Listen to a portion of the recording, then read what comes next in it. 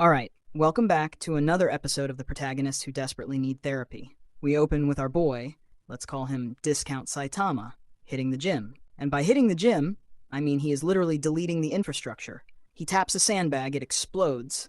He touches a weight machine, it crumbles into modern art. He's going through the standard training montage, but instead of getting sweaty, he's just terrorizing the locals and turning thousands of dollars of equipment into scrap metal. Naturally, getting banned from boxing isn't enough. So he tries to storm a pro wrestling dojo, screaming about Kinnikuman moves like the otaku he is. They reject him for being a liability, so he pivots to sumo. Big mistake. He performs a leg stomp that registers on the Richter scale and snaps a solid wood pillar like it's a toothpick. The sumo master is horrified, screams at him to stop breaking his students, and tells him to go get a real job, maybe at a bakery. And because our protagonist has the social awareness of a brick, he actually goes to a bakery. He tries to pick up a curry bun and immediately crushes it into radioactive sludge because he has zero grip control. The baker kicks him out, and now he's back on the streets. So Discount Saitama is sitting on the stairs, spiraling into a deep depression, and I kid you not, he starts praying to Kenshiro from Fist of the North Star for career advice. That is his life coach. While he's having this breakdown, a group of generic thug NPCs shows up. The leader, sporting a haircut that screams "I will die" in the first arc, gets mad that the kid is blocking the stairs and punches him square in the face. The thug unloads a barrage of punches, full aura style, but his buddy realizes something is wrong. The kid isn't flinching. In fact, he starts crying. But wait, he's not crying because he's getting wailed on. He's crying because he realizes even these bottom-tier delinquents have jobs, and he doesn't. As the thug literally shatters his hand hitting the kid's indestructible skull, our boy pats him on the shoulder and compliments his work ethic. The absolute state of the economy, folks. Getting mugged is fine, but unemployment? That hits hard. So the NPCs finally check the server logs and realize they're messing with Maruo Kaido, a local cryptid rumored to destroy schools and juggle Honda Civics. Maruo completely ignores their fear, explaining that he got expelled and is currently looking for employment in the battle sector. And when they ask about the car-throwing rumor, he hits them with a casual, "Just heave them," like he's explaining how to open a pickle jar. He wanders off, literally writing his own fanfiction in real time, wishing a damsel in distress would appear so he could guilt-free beat up her attackers. And because the writer is listening, the universe immediately spawns a girl running for her life from a budget Yakuza convention. Maruo actually pauses to ask the first group of thugs if fighting these new guys counts as a part-time job, and when they tell him no, he decides to ignore labor laws entirely. He intercepts the mob, drops the classic "my body moved on its own" shonen protagonist line, and genuinely asks the villains if this is a job interview. The lead goon, who looks like a shark that evolved into a middle-aged accountant, tries to sucker punch him for the attitude. Maruo responds by introducing the guy's chin to the stratosphere, with a casual uppercut that probably voided the guy's dental insurance. You'd think seeing their buddy turn into a human projectile would make the other goons reconsider their life choices, but nope. NPC logic kicks in, and they scream, "Now you done it, kid," and charge him anyway. Cut to roughly 5 seconds later. It is a total wipeout. The thugs are piled up on the pavement like dirty laundry, and Maruo is standing there, completely unharmed, just complaining. He's literally whining that the fight was boring and he didn't get paid for it. He's having a career crisis while standing on unconscious bodies. Then the boss shows up, this slick guy with a skunk stripe in his hair. He looks at his decimated squad, calls them chumps, and doesn't even flinch. The horned girl, realizing this new guy is bad news, grabs Maruo, who is still moping about his strength being pointless, and yells at him to run. The boss, let's call him Skunk Man, stays chill. He says, "Don't worry, I've got the girl's scent," which is a walking red flag for "I am not a human being." He realizes Maruo is already halfway down the block, carrying the girl under his arm like a surfboard. So Skunk Man decides to stop pretending. His suit rips open, his spine explodes outward, and he goes full Resident Evil boss transformation right in the middle of the street. He turns into this giant grotesque head with a mouthful of jagged teeth and screams at the bystanders that this isn't a show. Meanwhile, Maruo has carried the girl to a quiet back alley. He gently puts her down, probably expecting a "thank you for saving my life," but instead, she points at the ground and yells, "Now sit! I said sit, boy." Maruo just looks confused. Did he just get adopted? Is he a pet now? So Maruo actually listens. He drops to his knees like a good little dog boy because apparently his brain interprets sit as a binding contract. Urara, who we'll call Boss Lowly from now on, is smiling. She's vibing. She tells him, "Not badly done," and then drops the golden ticket. "I want you to work for me." Maruo's face lights up. He's thinking minimum wage, maybe a name tag, perhaps a hairnet. But Urara isn't offering a shift at McDonald's. She talks about the Sakazuki Sake Cup. Maruo freezes. He knows exactly what that means. It's the Yakuza loyalty ritual. Suddenly, the vibe shifts. Maruo goes into full despair mode, crouching on the ground like he just dropped his ice cream. He's thinking, "You want me to be a criminal?" He screams, "Who wants to go out of their way to join the Yakuza?" Urara, clearly offended that he doesn't want to join her criminal empire, immediately starts roasting him. She tells him he'd be perfect for the job because of his ugly mug and the stupidity seeping from his every word. She is absolutely ruthless. But before Maruo can retort, a fist smashes right through the wall next to his head, just explodes through the concrete. And Maruo, he doesn't even blink. He just stares at it. Wait, Urara sees this and realizes, okay, this kid isn't just strong, he's got zero survival instincts. Maruo ignores the structural damage and explains why he can't join. He looks her dead in the eye and says, "I already know what I want to be, a manga protagonist." He's talking Goku, Kinnikuman, and Jotaro. He didn't just watch the shows, folks. We get a flashback to him as a child, literally punching giant boulders in a river because he thought that was a reasonable workout routine. He essentially gaslit his own biology into becoming superhuman. He holds up his childhood receipts and shows us that he literally destroyed his own hands punching rocks because he wanted to be Goku, Kinnikuman, or Jotaro. I mean, look at this kid. He's bleeding out, smiling, thinking he's about to unlock Super Saiyan. It's unhinged. He goes on to explain that by the time he was 7, he was splitting boulders in half. Most 7-year-olds are struggling to tie their shoes. This kid was terraforming the landscape. But did society clap?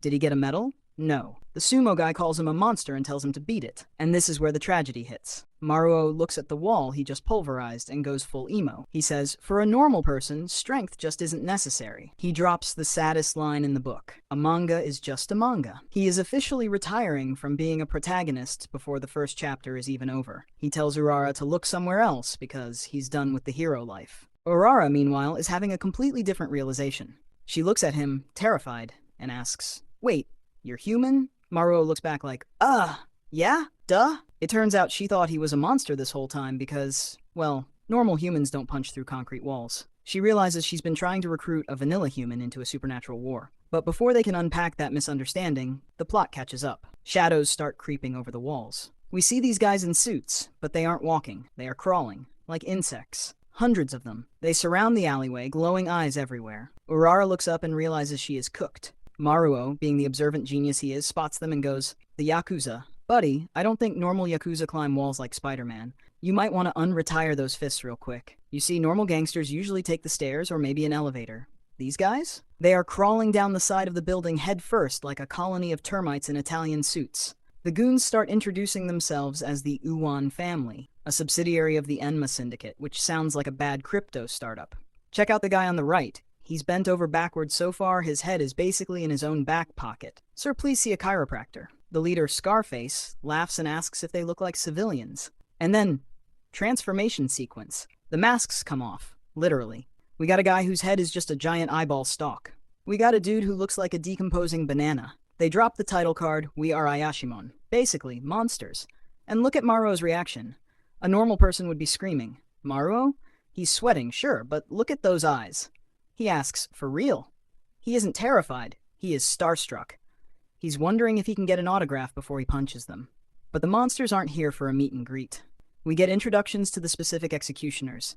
There's Onigama, the flaming skull guy who wants to swallow Maruo's bones, and Amikiri, the blade-faced guy who wants to dice him into little chunks. They are literally discussing the best way to dispose of the body while Maruo is standing right there. It's rude, honestly. Urara is just staring daggers, realizing that civilians aren't supposed to see this, which means Maruo is definitely on the menu. Urara, being the only person with a functioning frontal lobe in this alleyway, looks at Maruo and begs him to run. She tells him, "There's no guarantee a human like you will survive this." She is practically pleading with him to use his legs for something other than kicking, and this is where Maruo's brain officially short-circuits. He starts shaking. He's blushing. He's sweating. Is it fear?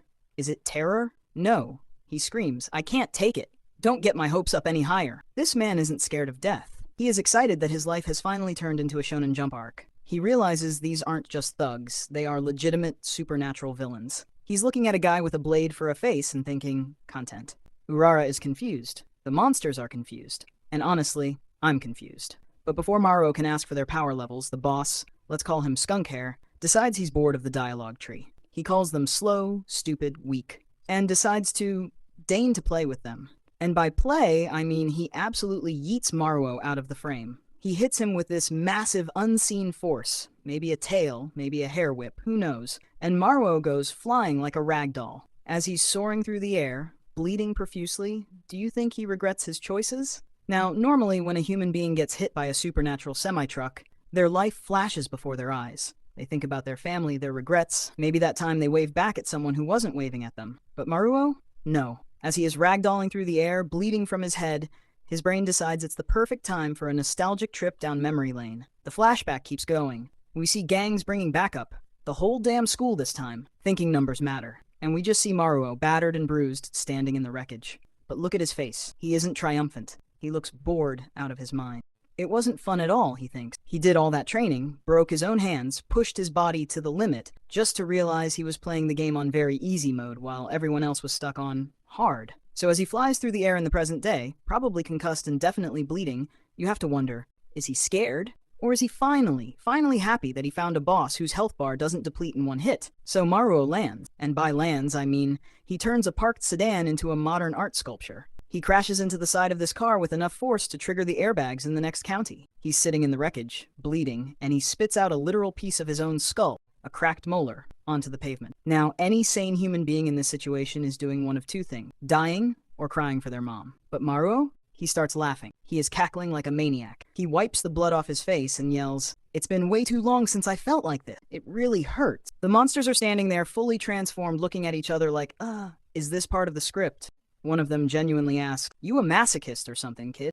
And honestly, valid question. But Maruo corrects them. He grabs the frame of the destroyed car, you can hear the metal screeching, and says, "Nope, I'm no masochist. I just want to punch people, and maybe get punched." And then, just to prove that physics is merely a suggestion he chooses to ignore, Maruo stands up. But he doesn't just stand up. He lifts the entire car, the one he just wrecked, over his head like it's a cardboard box. The boss, skunk hair, loses his composure for the first time. Maruo, with blood pouring down his face and a sedan balanced on his palms, screams, "I'm a plain old normal human kid who's starved for a good old-fashioned fight. Plain old normal human.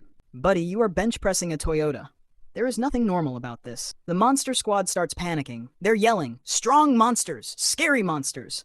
Because apparently Maruo is scarier than the literal demons. Maruo points a blood-stained finger at the guy with the eyeball head and asks the most important question of his life. Is it me, or do I look like a manga protagonist right now? He doesn't care about survival. He cares about the aesthetic. The monsters are so confused, they don't even know how to process it. The boss just stares and asks, "What the hell is wrong with this nutjob?" A valid question, sir. A very valid question. But then the boss decides to indulge the kid. He realizes Maruo isn't going down without a spectacle, so he literally puts on a mask to get into character. He steps into the street and says, "Laugh while you still can." And look at the minions. They immediately switch from murder squad to hype men. They start chanting "one-on-one" and form a perfect fighting ring. These guys are surprisingly organized. They went from committing a felony to hosting a WrestleMania event in 3 seconds flat. Maruo is in heaven. He sees the ring, he sees the masked opponent, and he thinks he's finally in the tournament arc. He strikes a pose and yells, "I do hereby challenge thee to a battle of souls." He is taking this LARP session so seriously it hurts. And then he unleashes it. The move we've all been waiting for. He winds up. He screams it at the top of his lungs. Is he about to fire a beam of pure energy? Is he going to vaporize the city block? He just punches the guy in the face. It is a lawsuit-avoiding, copyright-infringing right hook. But the results? Explosive. The boss's head pops off like a champagne cork. We are talking full decapitation. The masked head is literally spiraling through the air. And Maruo? He isn't triumphant. He looks like a kid who just found out Santa isn't real. He's standing there, fist smoking, yelling, "Come on, that was too easy, it flew." My guy, you just decapitated the syndicate leader with a plagiarism punch, and your biggest complaint is that the fight didn't last long enough. Urara is watching this, absolutely traumatized. Probably rethinking every life choice that led her to this alleyway. The remaining minions, who just watched their boss get decapitated by a teenager in a t-shirt, decide that now is the perfect time to attack. Genius move, guys. One of them screams, "Kill him!" And Maruo just smiles. It is the smile of a man who just realized the buffet is still open. He starts tearing through the crowd, and we finally get the payoff for that wind-up. He just punched them really, really hard. He calls it my version, which is legal speak for I don't have energy blasts, but I have knuckles the size of bricks. Cut to the aftermath. It is a massacre. Bodies are stacked like firewood. Maruo is standing on top of them, and he is still whining. He says, not only did that not earn me any money, it wasn't even a good fight. He's treating a life-or-death battle like a bad Yelp review. Urara, the boss lowly, is staring at this carnage. She realizes that while Maruo is an idiot, he is her idiot. She apologizes for dragging him into this mess, but then she makes her move. She asks him to accept the Sakazuki Sake cup. She cuts her finger, holds it out, and says, "We will both sip each other's blood." Now, in any other context, this is a health code violation. But here, it's a binding contract. Maruo licks the blood, gross by the way, and seals the deal. Urara tells him that from now on, he has to call her elder sister. And Maruo? He doesn't care about the hierarchy. He just asks, "I bet I'll get into a ton of awesome fights if I go with you." His motivation is so pure, it's stupid. So the newly formed dynamic duo heads out. Maruo asks where they're going, and Urara drops the map coordinates. The Kabukicho red light district. She explains that her dad, Chairman Kyo, used to run the place until he died 2 years ago, and now it's a power vacuum. She plans to rule the whole district. She starts dropping heavy lore, explaining that spirits and monsters wear human faces to deceive people, and that all beefs in this world are settled by, wait for it, one-on-one ritual duels. As soon as those words leave her mouth, Maruo stops listening to everything else. He just hears, ritual duels. His eyes sparkle. He starts repeating it. All beefs are settled by duels? He looks like a kid on Christmas morning who just found a PS5 under the tree. Urara calls him a toddler, but it doesn't matter. Maruo has found his paradise. An endless stream of monsters, a tournament format, and 0 consequences? Roll the credits, folks. The boy has found his dream job. Alright, so we kick things off with a little history lesson to set the mood. And honestly, it's giving major Godfather vibes, but with demons. Urara breaks it down for us. There used to be this big boss named Kyo, who ran the Enma Syndicate and kept all the supernatural Yakuza in check with a strict code of honor. But naturally, because we can't have nice things, Kyo died, the keystone is gone, and now the entire underworld has fractured into a massive, violent power struggle. Most people would be terrified hearing that civil war is breaking out in Shinjuku, but look at Maruo's face. He hears gang warfare, and looks like a kid who just found out school is canceled. The guy has 0 survival instinct, but then reality hits him like a truck. He looks around the empty train car and realizes that for a syndicate, the head count is looking a little light. He asks if it's just the 2 of them, and Urara, with absolute confidence, tries to rebrand their lack of friends as being a small squad of elites. Nice try, lady.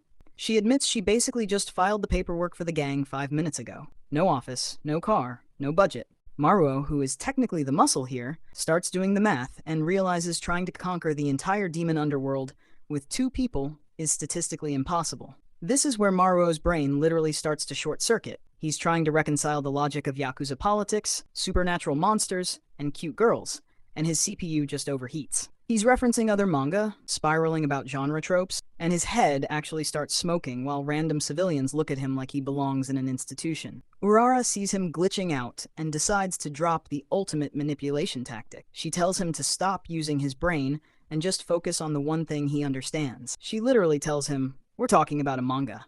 And just like that, the system reboot is successful. Maruo is immediately back on board, jumping around the train like a toddler on a sugar rush because he finally understands his motivation. Now that he's hyped, Urara gives him the actual objective. They can't just walk into Shinjuku because public safety is watching, except for one blind spot, Shinjuku Gyoen. But of course, there's a catch. They have to get past a border guard named Hashihime. So the plan is simple. Sneak in under the cover of night, beat up the guard, and start the takeover. Easy, right?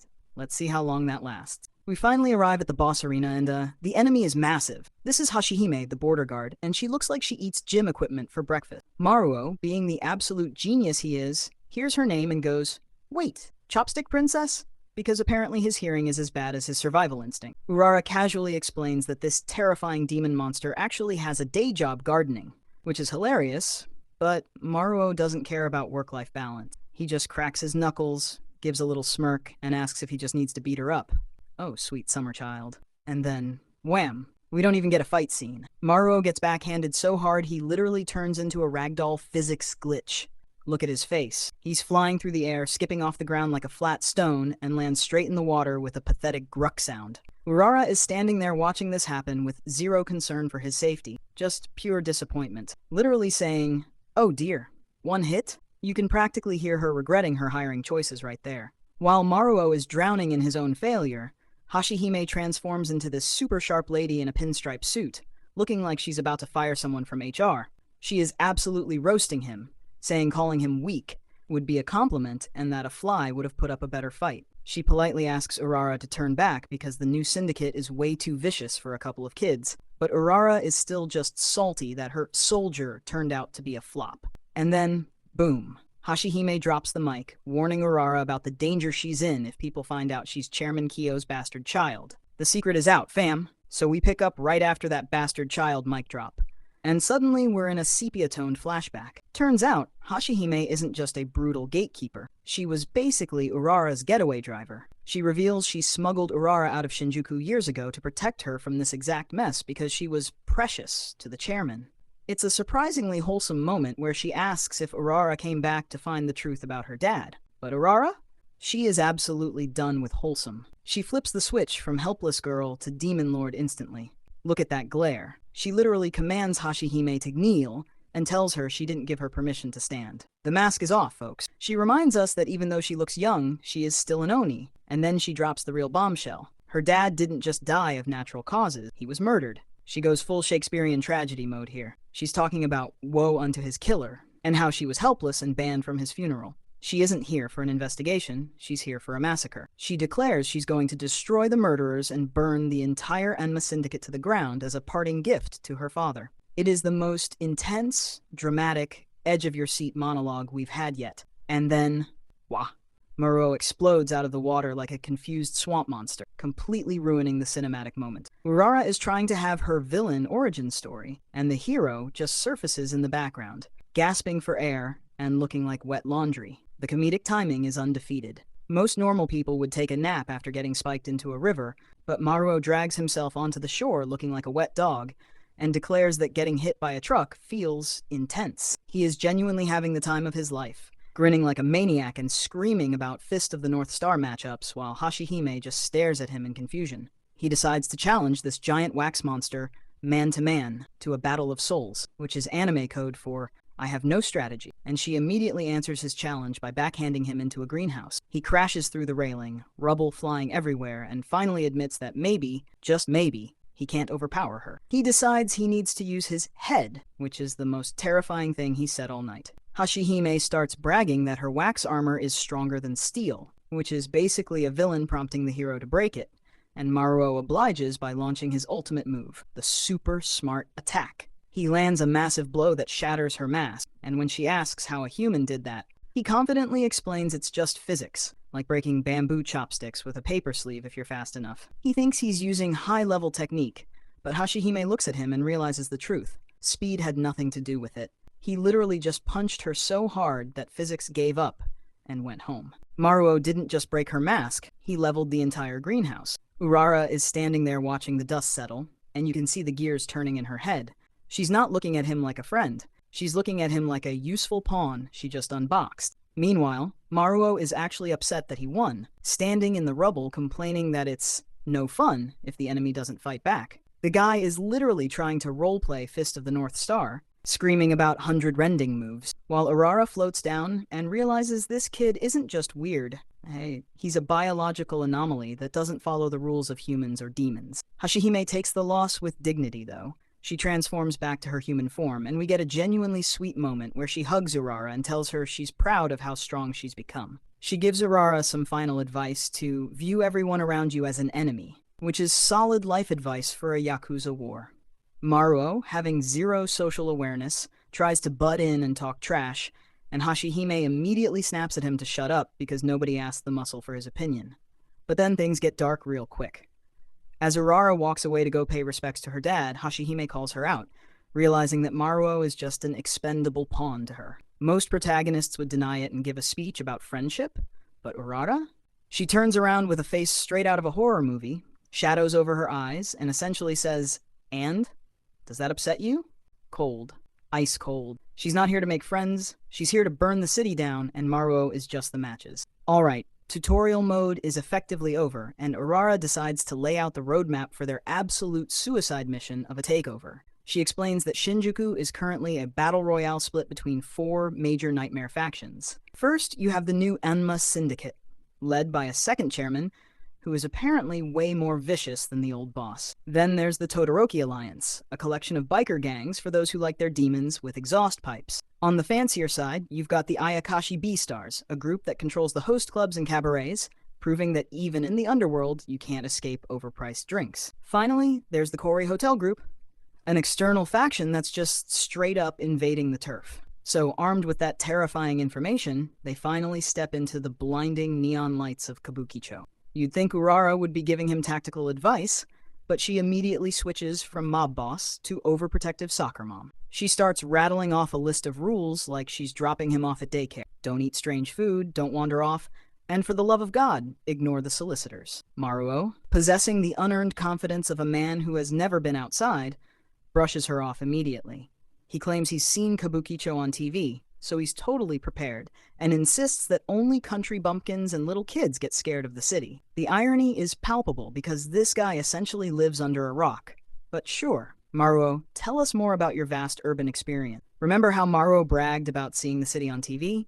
Yeah, cut to 5 seconds later, and his brain is completely broken. Censored bars over his eyes and everything, because he sees a zombie mascot outside a karaoke bar, and genuinely asks if it's a festival. Urara is rightfully roasting him, calling him a bumpkin immediately, but Maruo doubles down on the stupidity and compares the gritty, demon-infested red light district to Nayland, which is definitely not a copyright-infringing version of Disneyland. My guy, Mickey Mouse, is not here, but you know what is? A literal building that eats people. We get a quick glimpse of reality, and it is nasty. A guy in a suit gets chomped by a storefront mouth because this is a feeding zone where cops look the other way. The friendly lady offering a massage, she melts into a blob monster right in front of us. We end on a creepy shot of a tanuki-looking guy peeling back a curtain, revealing that literally everyone in this crowd, the salarymen, the ladies, the tourists, is a monster in disguise preying on gullible humans. So Urara's master plan for real estate acquisition is literally just,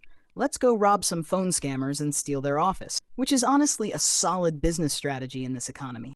They walk into this shady establishment where some low-level thugs are bullying a poor guy, but Maruo is, I kid you not, completely ignoring the crime in progress because he found a copy of Shonen Jump. The man is analyzing plot holes in a series called Space Bear, while Urara is trying to discuss life-or-death tactics, and he literally waves her off, telling her to handle all the thinky-planny stuff because his brain is at capacity. Then, crash! The thugs kick the victim across the room, nearly knocking over Maruo's precious manga reading time. The bad guys start screaming about how this is an Ayashimon-only shop, and threatening to murder the guy right there because the rules in town have gotten loose. Maruo, having a momentary lapse into being a generic hero, asks if they should help, but Urara shuts that down immediately. She looks at the guy bleeding on the floor, calls him a yellow belly, and tells Maruo not to be stupid because this is just survival of the fittest. If you're weak, you get 8. End of story.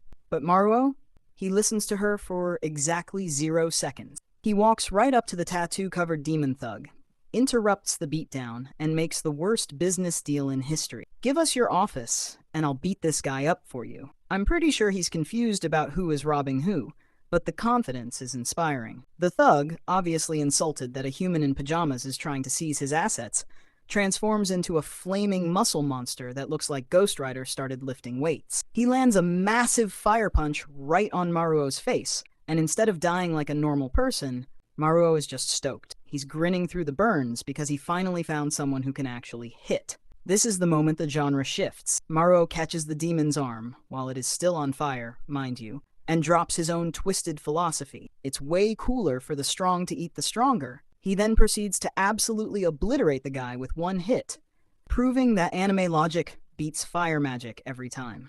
But the real horror isn't the fight. It's Urara. While Maruo is having his hero moment, she's watching from the sidelines with a terrifying look on her face, thinking about how he's the perfect mark to use and then throw away like trash once she gets what she wants. So Maruo is literally on fire, but because his brain is permanently stuck in anime mode, he's also geeking out because the bad guy used an actual attack name, like a proper villain. The man is actively cooking alive, and his priority is rating the fight choreography. Urara realizes her bodyguard has zero survival instincts, so she starts screaming tactical advice, telling him to angle the flames toward the ceiling to set off the sprinklers. Maruo hears "do something smart" and interprets that as property damage. He grabs a massive steel fire door, rips it off the hinges with his bare hands, and holds it up like a riot shield to himself. The little demon victim is watching this happen and just screams, "A door?" completely unable to process the sheer stupidity of the situation. Finally, Maruo decides to skip the subtle approach, jumps into the air, and just punches the sprinkler system directly. Because why outsmart your enemy when you can just punch the plumbing? The water beats fire. It works perfectly. The demon, Inokuma, is now just a soaking wet guy in a dress shirt, but he's still trying to act tough. And Urara starts screaming about how they need to stop because they have to set up an official ritual duel or the win doesn't count. She is trying to explain the complex magic system and political rules of the underworld, but Maruo literally just hears blah blah blah and assumes she's trash-talking the bad guy for him. The demon makes the classic mistake of monologuing, claiming that a mortal human punch can't hurt him, which is basically begging the universe to humble him. Maruo decides it's time to unveil his ultimate technique, and we get a flashback to him as a kid scribbling words like darkness, scary, and power in a notebook because he's been planning this moment since he was 5. He winds up and unleashes the ultimate final conquering destructo heavenly true punch. Yes, that is the actual name, and absolutely obliterates the guy's torso. We aren't talking a knockout, we are talking a Looney Tunes-sized hole through the chest. Urara is left staring at the carnage, realizing that her new pet is an uncontrollable force of nature who names his attacks like a Chunibyo middle school. So Maruo lands the punch, and the result is absolute devastation. The bad guy Inokuma is gone, literally reduced to a talking head on the floor. But is Maruo celebrating his victory? Is he reflecting on the life he just took? No. He is standing there pouting like a toddler because the explosion was too loud and he didn't get to finish his attack name, prioritizing the branding over the murder. A true content creator mindset. Urara steps in to drop some lore while the villain is literally lying there in pieces. She explains that Ayashimon don't really die when you smash them. Their bodies are made of money infused with human emotions. So Inokuma isn't dead. He's just broke. He has to wait 99 years to respawn unless he gets a cash injection, which is honestly the most relatable financial struggle I've ever heard. Meanwhile, Maruo calls Urara mom because she keeps nagging him about self-control, which is bold for a guy who just punched a demon through a building. Alright, so immediately after Maruo throws hands, he unlocks a new achievement, a fanboy sidekick. This little guy, 10, is literally face down on the floor, pledging his eternal loyalty and begging to be Maruo's underling, because evidently, violence is the best way to make friends in this city. The restaurant manager is just standing there terrified, basically throwing cash at them like, please take your bromance and your property damage somewhere else, so 10 decides now is the perfect time to invite his new big bro and big sis to